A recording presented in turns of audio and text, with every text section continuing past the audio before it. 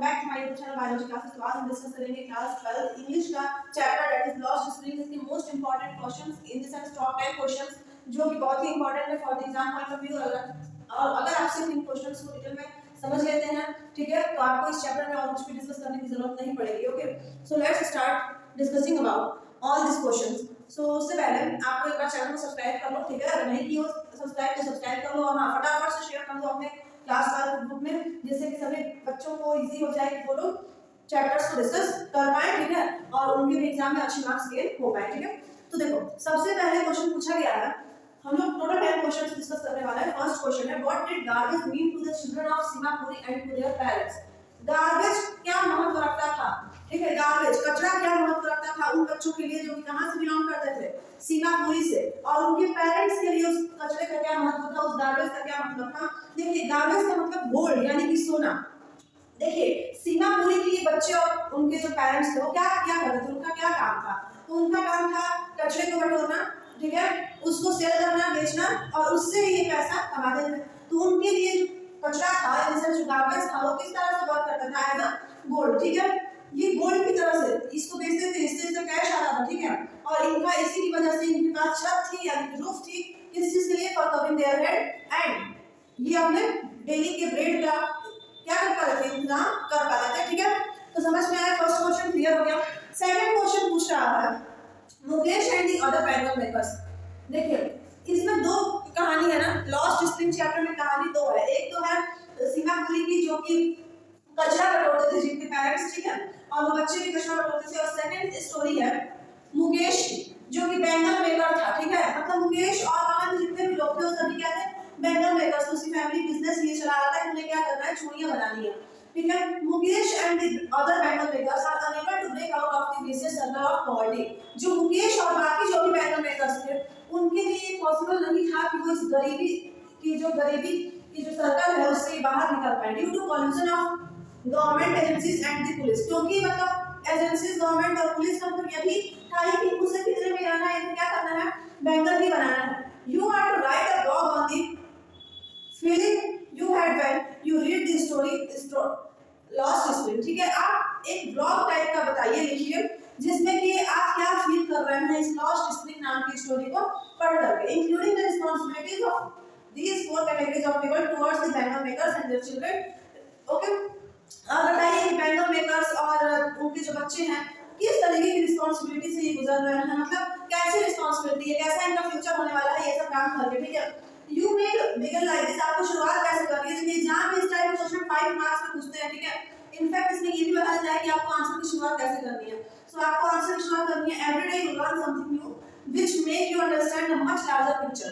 आप डेली कुछ ना कुछ नया समझते हैं, सीखते हैं, ठीक है, जो कि आपको नई नई चीजें समझाने में हेल्प करते हैं। I understood this larger picture when I read about this little Mukesh and the other bangle makers and are unable to break out of vicious circle। लेकिन मुझे ये चीज बहुत ही मैं समझ में आ रही है कि कैसे क्या चीज की नीड है मुकेश को, जिससे कि वो बाकी बैंगल मेकर्स को, जिससे कि वो इस सर्कल से बैंगल मेकर सर्कल से क्या कर सके, बाहर निकल सके, ठीक है। बताया गया है कि मुकेश नहीं चाहता था बैंगल मेकर इंडस्ट्री में काम करना, ये मैकेनिक बनना चाहता था, ठीक है, बाइसाइकिल रिपेयर और ये सब तो व्हीकल रिपेयर के लिए मैकेनिक ही बनना चाहता था, पर इसके लिए पॉसिबल नहीं था क्योंकि इसकी फैमिली, गवर्नमेंट और पुलिस ये सब कुछ ऐसी पॉलिसीज बन चुकी थी कि इसे अगर कुछ नहीं करना है तो बैंगल मेकिंग का काम ही करना है। लेकिन देखिए बैंगल मेकिंग एक ऐसी मतलब प्रोसेस है जिसमें कि आइज पे बहुत ज्यादा असर पड़ता है, ठीक है, छोटे छोटे बच्चे उस जगह के छोटे छोटे बच्चे भी क्या करते थे, बैंगल्स बनाते थे। तो आपको अपनी बात लिखनी है कि आप ऐसा फील करेंगे अगर ऐसी सिचुएशन बनी, तो आप किसी को ऐसी सिचुएशन में देखते हैं तो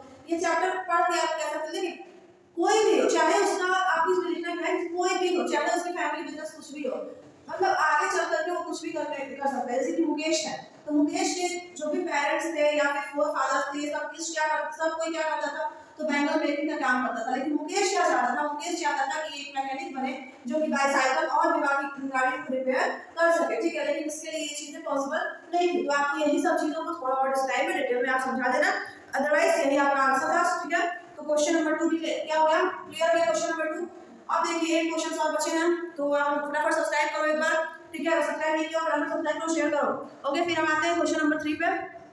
क्वेश्चन नंबर 3 कह रहा है let describe the irony in sonnet flame. Saheb के नेम में इरोनी क्या है? देखिए इरोनी होता क्या है, यानी कि नाम के ठीक विपरीत, यानी कि opposite to their own name, ठीक है। जैसे कि यहाँ पे साहेब का जो नाम था, ठीक है, इस स्टोरी में साहेब का नाम साहेब आलम था। साहेब आलम का मतलब क्या होता है? Lord of the universe, universe का लॉर्ड, ठीक है। यानी कि नाम के हिसाब से तो साहेब को बहुत ही अमीर होना चाहिए था, इसके पास सब कुछ होना चाहिए था, लेकिन साहेब इसके ठीक अपोजिट था, ठीक है। साहेब के पास पैसा नहीं था, ठीक है, इसकी लाइफ में कोई एंजॉय नहीं था, इसकी लाइफ बहुत ही मतलब प्रॉब्लमेटिक लाइफ थी, ठीक है, कोई एंजॉयमेंट नहीं थी, कोई हैप्पीनेस नहीं थी। तो ये क्या है? एक इरोनी है कि उसका नाम तो साहेब आलम था, यानी कि उसको लॉर्ड ऑफ यूनिवर्स, उसके पास हर खुशियां होनी चाहिए, लेकिन साहेब अपने नाम के ठीक विपरीत था, ठीक अपोजिट था। इस वजह से ये क्या है? एक प्रकार के इरोनी है, ठीक है। समझ में आया? क्वेश्चन नंबर 3 क्लियर हो गया? बहुत ही इजी क्वेश्चन है, अक्सर पूछ देता है, ये इरोनी वाला क्वेश्चन अक्सर पूछता है, ठीक है। लेकिन क्वेश्चन 4 क्या पूछा है? How do you think the author's life might have been impacted after her interactions with the children and their families mentioned in the lost spring?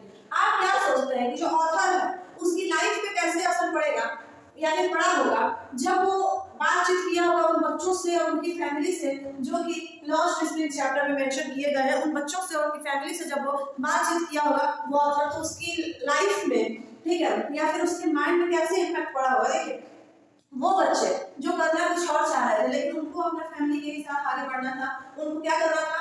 तो उनको गार्बेज पिकर का काम करना था, ठीक है, यानी कि रैक पिकर्स और कचरा उठाने वाले, और क्या करना था? तो उनको मैनुअल मेकर का काम करना था। तो ये सब चीजों से ऑथर की लाइफ में क्या ही असर पड़ा? उस असर ये पड़ा होगा कि देखिए उन ऑथर ने क्या किया था कि एक स्कूल ओपन कराया था, ठीक है, जिस स्कूल में गरीब बच्चे जाकर के पढ़ सकते थे, ठीक है, जो भी पुअर चिल्ड्रन है वो उस स्कूल में जाकर के पढ़ सकते थे। ऑथर बहुत सारी सुविधाएं प्रोवाइड कराने की कोशिश किया था, but due to government policies and police restrictions ये सब कुछ ज्यादा फॉलो नहीं हो पाई थी, ठीक है।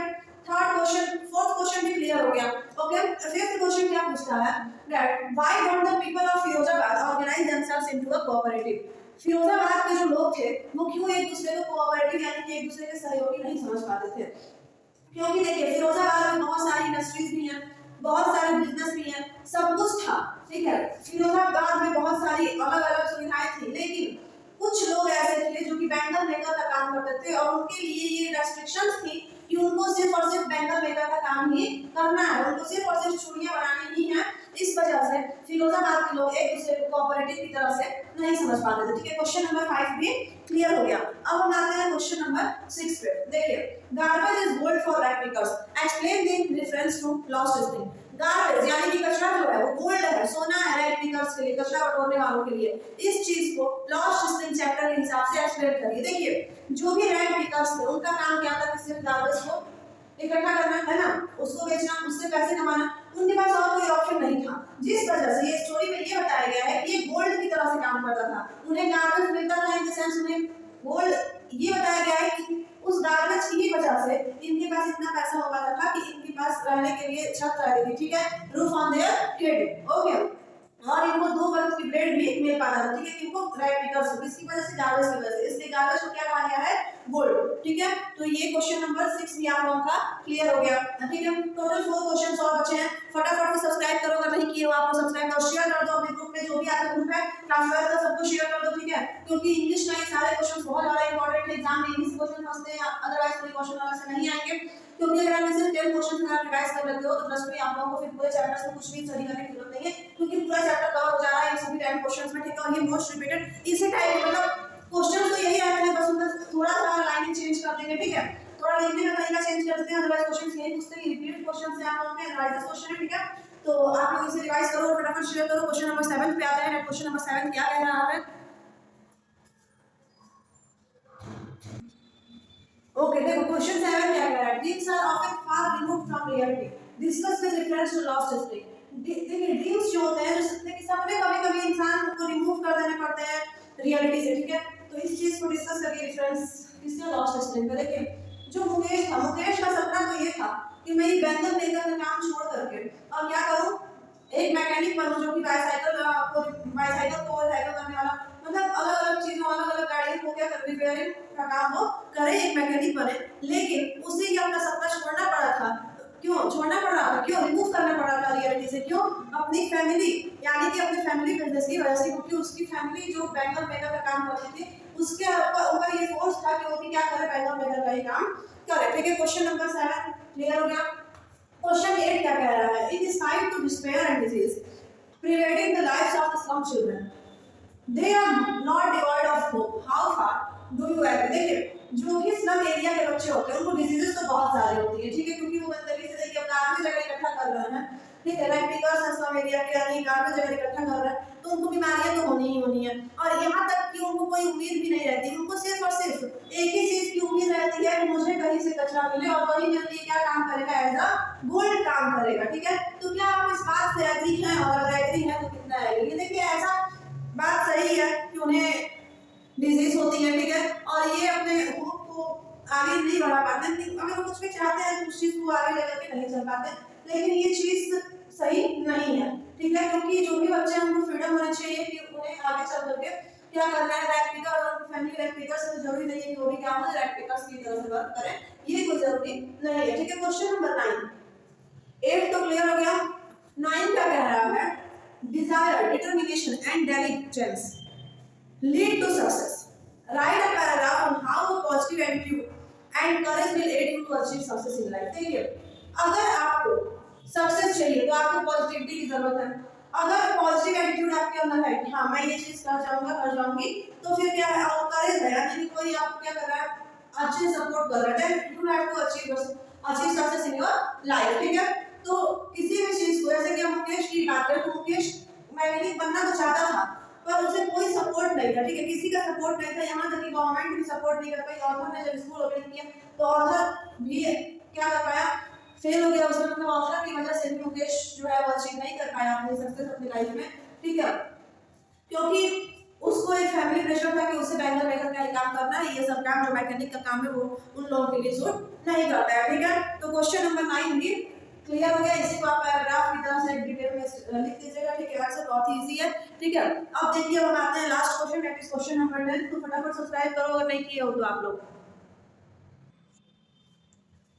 ओके, क्वेश्चन 10 में कह रहा है, what do we come to know about the author of house spring, that is Anees Jung, through her interactions with Sahib and Mukesh. देखिए, अलीस जंग क्या चाहते थे, अलीस जंग के बारे में क्या समझते हैं, अलीस जंग क्या चाहते थे इन इंटरेक्शन और जब वो बातें की साहिब और मुकेश। देखिए, साहिब और मुकेश से बात किए तो करते साहिब जो है वो रैक्टिकल में काम कर रहा है और रैक्टिकल के काम में वो बहुत खुश है। ठीक है, उसका ये मानना है कि हमारे फोरफादर्स ने हमारी फैमिली में रैक्टिकल में काम किया है, वो हमारे लिए बहुत है, हम भी यही करेंगे। ठीक है, लेकिन जब मुकेश से बातें करते हैं तो मुकेश उनको बात करके ऐसा लगता है मुकेश की फैमिली फोरफादर्स ने बैंगल मेकर का काम जरूर किया है। ठीक है, लेकिन मुकेश को बैंगल मेकर के काम में कोई इंटरेस्ट नहीं है, मुकेश को एक वेल मैकेनिक बनना है। ठीक है, तो बहुत ही वो अंदर दिखा है। कोई बच्चे ऐसे हैं जो कि जिस काम को कर रहे हैं उसी में खुश है, लेकिन कुछ बच्चे ऐसे हैं जो कि इस काम को कर रहे हैं उसमें ना रह करके बल्कि उससे भी आगे करने का सोचते हैं। ठीक है, तो बच्चे भी दो प्रकार के यहाँ पे लॉ स्प्रिंग चैप्टर में आपको बताया गया है कि इसको डिस्क्राइब करना है। ओके, तो क्लियर है, अब आपका लॉ स्प्रिंग चैप्टर जो है टोटल क्लियर हो चुका है। इससे अधिक आपको कुछ नहीं समझना है। ठीक है, कोई भी डाउट हो आप कमेंट कर दीजिएगा। ठीक है, अदरवाइज शेयर करिए, सब्सक्राइब करिए, बेल आइकन प्रेस करिए। Okay, thank you.